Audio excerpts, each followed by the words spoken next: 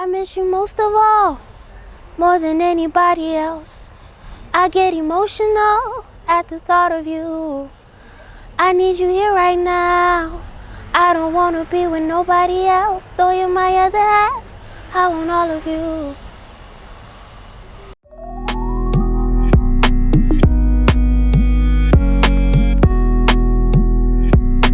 It's OVA, the creator. My name is Amaarae. I am a singer, songwriter, producer, sound engineer, and just overall curator of feels. Yeah. I never took lessons. I interned at some studios when I went to college in Atlanta, but for the most part, I taught myself how to do everything that I do. My upbringing was very diverse. I grew up in different parts of the world. I was born in New York. I was raised partially in Ghana till I was about 8. Moved to Atlanta. Moved to Atlanta from 8 to 14. No, moved to Atlanta from 8 to 11. Then I moved to New Jersey from 11 to 14. Then I moved back to Ghana for high school till I was about 19. Then I went back to college in Atlanta. And I guess for me as an artist, just being in all of those different places has influenced me so much musically. I've taken a lot from the Southern culture as far as writing goes. Well, I guess it all started for me, music started for me in Atlanta, and it started with Southern rappers, and that bounce and that Southern drawl, like, you know, like Lil Jon and the East Side Boys, Yang Yang Twins, T.I., Young Bloods, Lil Scrappy, Crime Mob. At that time, what they were doing was so aggressive and so heavy. And then contrasting that to, like, you know, the smoothness of like New York City rap. Atlanta for me just taught me how to write and how to find pockets that people don't typically think about. And then Ghana, going back to Ghana when I was younger, was actually where I learned how to record music. Because so many kids in my high school were doing it on their laptops, and I just picked it up and started linking up with producers, and that I think was sort of the birth of me understanding how to fuse like African drums and then my Western influences.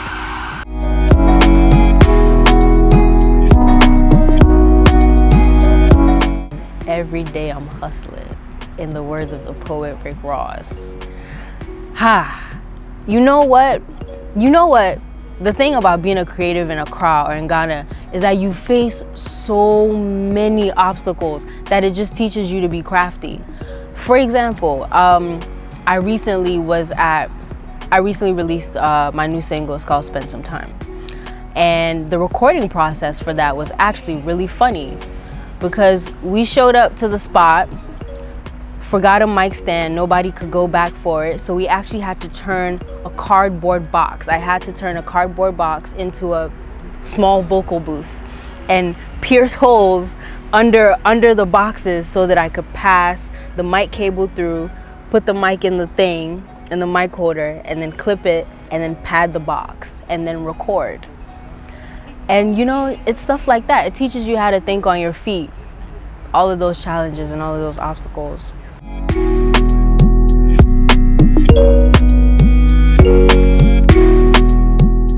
The DIY culture is definitely alive and kicking in Ghana, especially for alternative artists who don't make Afro beats, which is like mainstream pop music in Africa.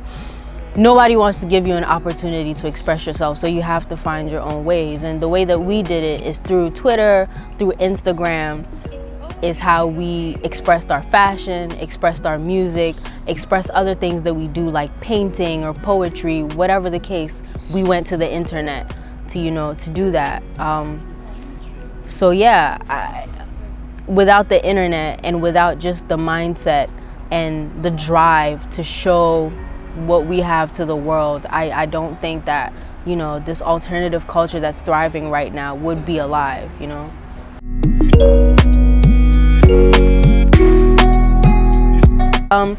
I would say people would say I'm a part of the alternative scene. I think they call it Alte. Yeah, the Alte scene. And what is it? It's just a bunch of kids who were not given the opportunity to express themselves on a mainstream level, finding means and ways to create. And it ranges from producers to artists to sound engineers to just people that influence, like people that just dress cool and have opinions and express their opinions and have somehow made their opinions liable and important. Yeah, it's just a culture of kids that they just really don't give a fuck.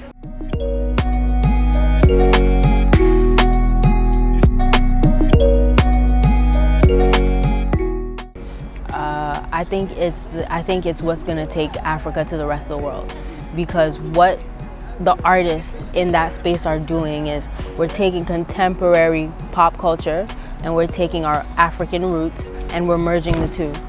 And with the direction that Afrobeats is going now, gaining global attention, our sound, I think, is palatable, more palatable, because it fuses so many different worlds and so many different influences that people from all over the world can tap into it.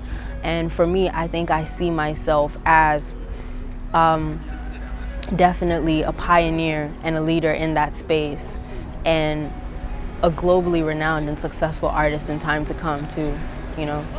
Yeah.